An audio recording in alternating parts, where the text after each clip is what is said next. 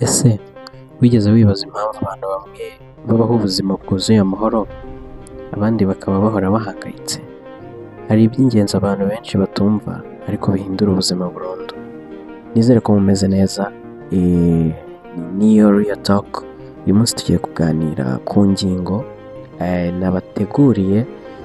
Tugiye kuvuga ku bintu bigera kuri 7 dukwiriye kwitaho, cyangwa se buri muntu akwiriye kujya yitaho agatekereza cyane.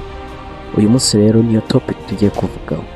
Tudatinze, icya mbere ni uko buriya kugira ngo ubuzima bwe bube bwiza kandi bigende neza, byose umuntu agomba kubyitaho, agomba gushaka uburyo abikurikirana kandi bikagenda neza. Nk'urugero wenda kwita ku mubiri, hashobora kuzamo kuba warya neza kandi indyo yuzuye, harimo gukora siporo, harimo no kuruhuka bihagije.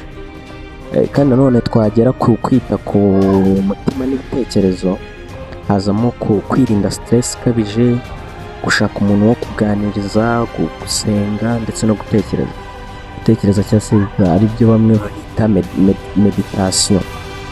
Icya kabiri umuntu agomba gutekereza, cyangwa se agomba ikintu cya kabiri nicyo twita imyitwarire. Icya kabiri hazamo ni imyitwarire n'indangagaciro. Ikintu cya kabiri ugomba guha agaciro cyangwa se ugomba gutekerezaho cyane ni ikijyanye n'imyitwarire ndetse n'indangagaciro. Mu ndangagaciro rero hazamo kuba waba umuntu w'inyangamugayo, ukaba umuntu wicisha bugufi ndetse ukubaha abandi, kandi nanone ukagira ubumuntu n'impuhwe, kumva muri wowe harimo impuhwe no kwita kuri bagenzi bawe, kandi ugaharanira kuba umuntu ufite ijambo ndetse n'indangagaciro zihamye.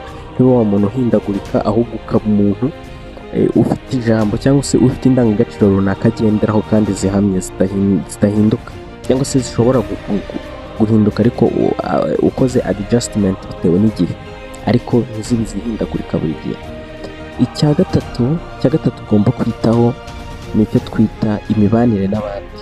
Imibanire n'abandi buriya harimo kubana neza n'umuryango n'inshuti, harimo kwiga kubabarira ndetse no gusaba imbabazi. Buriya akantu ntarakarengaho, buriya niba hari ikintu kigorana cyane mu buzima, ikintu bise kubabarira ndetse no gusaba imbabazi, ukamenya ko wakoze ikosa kandi nyuma y'uko umenya ko warikoze ukanasaba imbabazi. Ibyo bintu biravuna cyane. Buriya umuntu ubifite muri we akaba abifite, akaba ababarira ndetse n'iyaba yanakosheje agasaba imbabazi, uwo muntu aba afite kriteriya nziza cyane, aba afite mbega ni nk'impano aba afite idapfa kugirwa n'undi uwo ari we wese. Kandi nanone mu mibanire n'abandi hazamo kwirinda abantu bagutesha agaciro, cyangwa se bakagukururira mu bibi. Abantu bashobora kugukururira mu bibi, abantu bashobora gutuma nyine ukora ibintu bibi, cya kigare, kugendera mu kigare gituma wakora ibintu bitari byiza. Ikindi nanone, ikindi cya kane harimo kwita ku ntego ndetse n'icyerekezo cy'ubuzima. Buriya ugomba gutekereza ku ntego zawe ndetse ukanatekereza ku cyerekezo cy'ubuzima aho ushaka kubwerekeza. Icya mbere ugomba gutekereza kumenya icyo ushaka kugeraho mu buzima. Ugomba kubanza ukamenya icyo ushaka kugeraho mu buzima, warangiza ugashyiraho intego zifatika ndetse kandi ukanazikurikiza. Kandi ibyo ngibyo byarangira, muri uko kuzishyira mu bikorwa, muri uko kuzikurikiza, ukajya wihugura no kwiga ibintu bishya buri gihe. Ugahora wihugura, ugahora wiga ibindi bintu bishya utari usanzwe uzi, kubera ko biragufasha, bifasha ubuzima bwawe, bifasha imibereho yawe, mbega bigenda bigufasha kwaguka. Ikintu cya gatanu buriya umuntu agomba gutekerezaho kandi akagitindaho cyane muri ubu buzima ni akazi ndetse n'imari.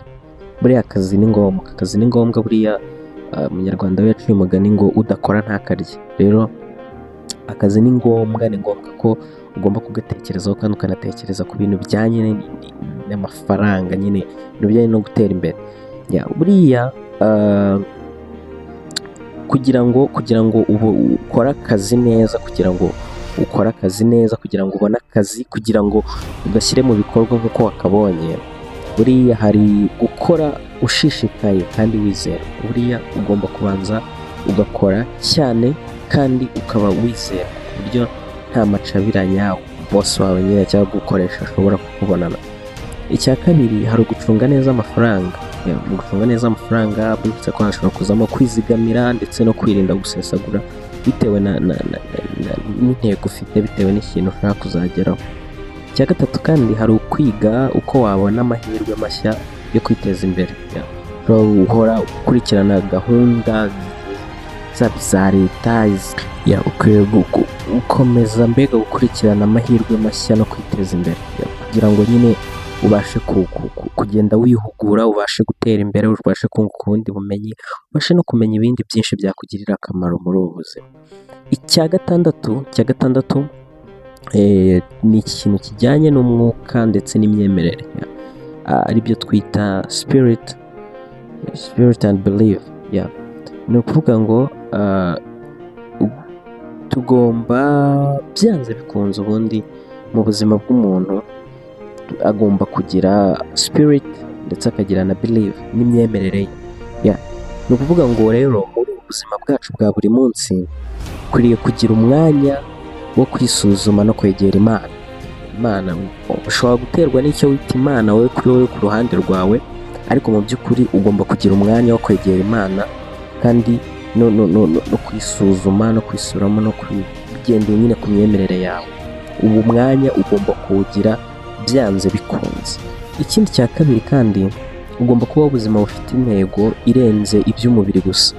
Buriya hari igitabo cy'umugabo bita Rick Warren yasohoye yanditse cyitwa ubuzima bufite intego. Tuzagisoma tuzakinyuramo twumve, ariko yavuze ku bundi cyangwa se kitwereka ko nyuma y'ubu buzima hari ubundi buzima. Rero kuba umuntu yatekereza ku buzima gusa afite ahangaha akaba ari bwaha agaciro cyane kurusha ubundi buzima atabona buri inyuma y'aho ari cyangwa se buri imbere y'aho ari, ibyo ngibyo nabyo biba ari ukwibeshya cyane. Rero ugomba byanze bikunze ugomba kugira umwanya wo kwisuzuma ndetse no kwegera Imana. Ikindi kandi ukagira intego cyangwa se ukabaho ubuzima bufite intego atari iby'umubiri gusa, ahubwo ukabaho ubuzima bufite intego by'umwuka n'imyemerere yawe ukayibaho neza. Icya karindwi nacyo cya nyuma hari kwimenya no kwiyakira.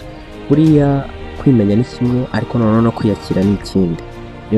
Buriya hari ibintu ngenda mbona gutyo ubuzima butandukanye, ugasanga umuntu ashobora yimenyeho ibintu runaka, ariko akumva ko uko kuntu ari ntabwo ari kwiza, mvuga physically, ati ibintu ntabwo reka nshaka uburyo mbihindura. Ugomba kwimenya kandi ikirenzeho ukaniyakira. Buriya ugomba kumenya intege nke zawe aho ziba kandi ukamenya n'imbaraga zawe aho ziba. Noneho kandi wamara kubimenya gutya izo ntege zawe aho ziri, ukabanza ukiyakira, ariko ugaharanira kuba mwiza kurushaho. Ukabanza ukiyakira ukemera ko umeze gutyo, noneho ugashakisha uburyo uharanira kuba mwiza kurushaho, ariko mu by'ukuri wabanje kwimenya ndetse kandi ukabanza ukaniyakira, ukaba proud y'uwo uri, ahubwo ugasigara ushaka n'uburyo wakora evolution kugira ngo ugende uzamuka, ariko wabanje kwimenya. Ngibyo ibintu birindwi rero muri make, ngibyo ibintu birindwi abantu tuba tugomba gutekerezaho byanze bikunze kugira ngo tubeho ubuzima bwiza tukiri kuri iyi si, cyangwa se tukiri bazima, tukigenda tukikora, iminsi yacu itararangira ngo twisange hahandi iwabo wa twese.